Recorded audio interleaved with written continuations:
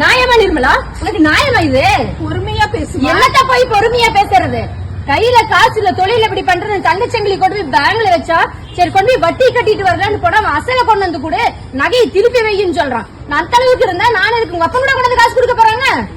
கூலி வேலை செஞ்சு பாக்கிறதுக்கு அந்த கஷ்டம் எல்லாம் தெரியும். அடுக்குமா நிர்மலா இது? அடுக்குமா நிர்மலா இது?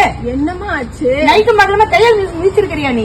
அம்மா நான் ஒரு பொருளாதார மேகமா. நல்ல மேகப்பா நீ.